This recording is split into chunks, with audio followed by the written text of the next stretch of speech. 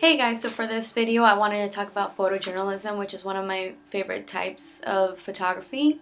So basically I'll be just touching upon like a brief history of what photojournalism was, or how it started, what photojournalism is, why it's important, what makes a good photojournalist, also the future of it, the ethics, and also like what kind of what photographers to look out for. So yeah, I hope this video kind of gives you a better understanding of what photojournalism is. So basically photojournalism started around the same time, I would say, as like street photography.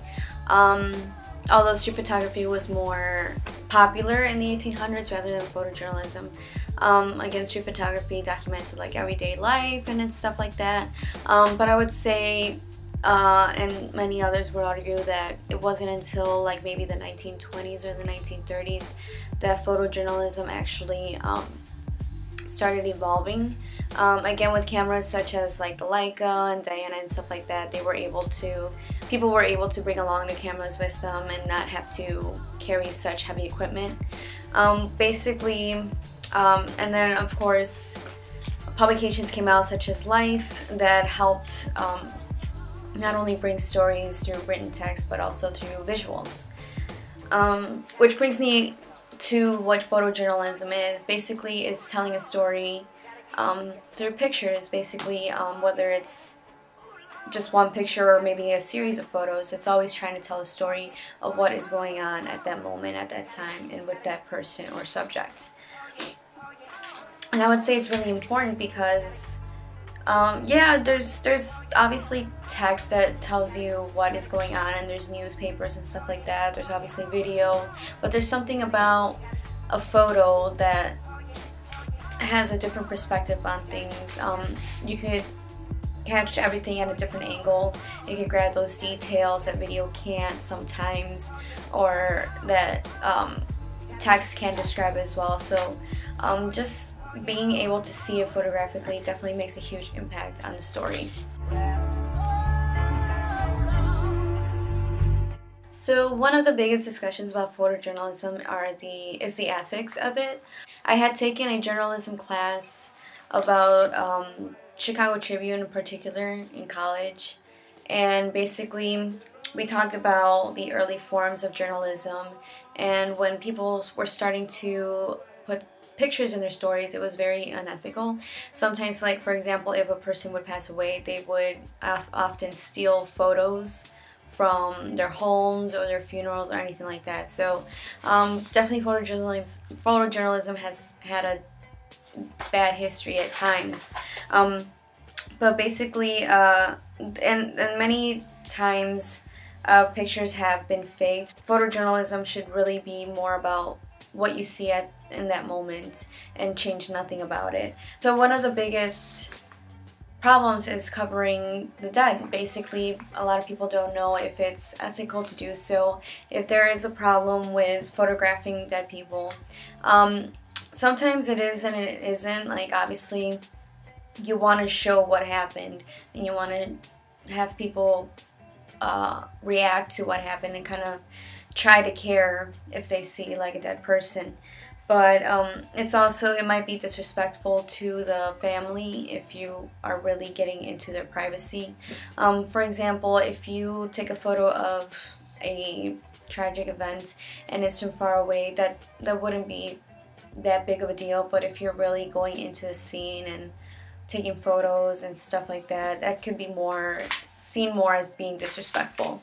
And it also comes to mind if the public really needs to see dead people. Obviously you have the written text to tell you how many people died, why, who, why, when, where, why, and stuff like that. So it always comes to mind if like, do we really need to see an actual picture of a dead body? I personally think that it's better to respect the dead and to just let that moment be, because again, you might be putting even more stress on the families of the victims or anything like that. There's also the problem between citizen and professional photojournalism. So citizen photojournalism is kind of if someone is just present at the event just happens to be there and pulls out their phone and basically captures that photo of like a train crash or a car crash or anything like that. So that would be citizen photojournalism. Obviously, professionals are assigned to a location, to an event, or are called up to cover a story. So the argument is that citizen photojournalists don't really know the ethics behind photojournalism. They just snap pictures and that's it. And I've seen that that's mostly to be true.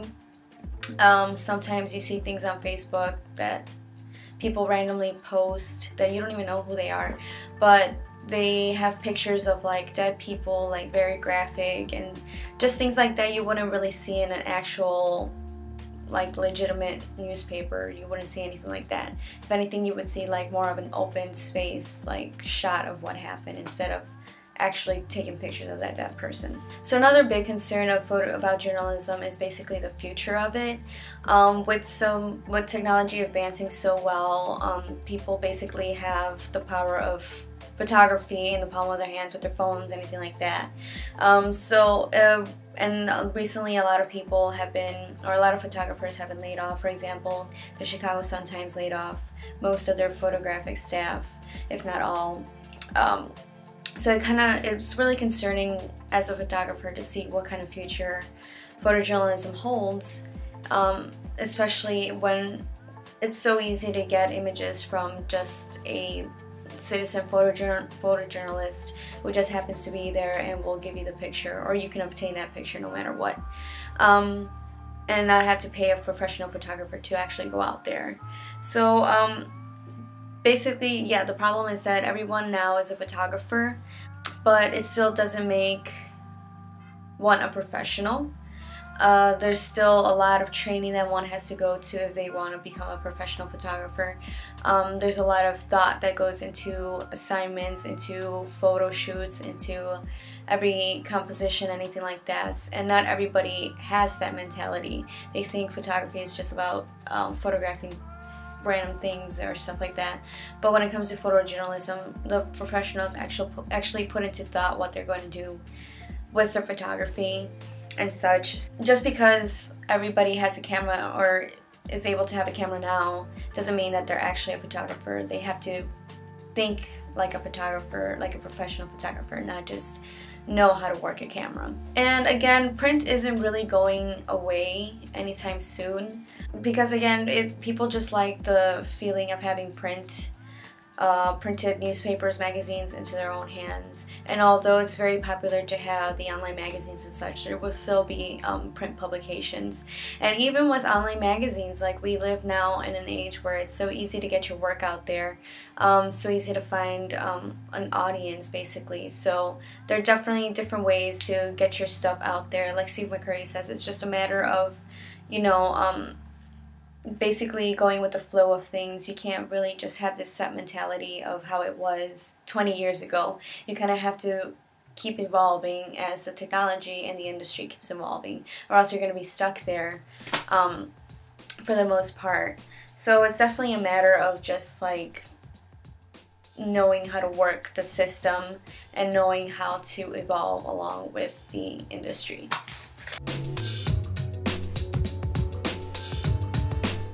So something also awesome that I was able to do was interview Joanne MacArthur, who is a photojournalist and an animal rights activist. I will have her link in the description box with her website and everything. But basically, I got a chance to interview her about not only about her organization, but also about photojournalism and all that. And since she does deal a lot with very traumatic scenes, I was really wondering how she basically got over those scenes and how she still is continuing to do her work. So yeah, I'll post a link to that interview in the description box. Unfortunately, I wasn't able to do a video interview with her, but I was able to email her. But she is definitely someone to look into her work. Her images are very striking. They're also very graphic, so there is a warning about that, but definitely check out the interview. It will definitely give you a lot of insight of what it is to be a photojournalist. And hopefully this video in general has helped you a lot in understanding photojournalism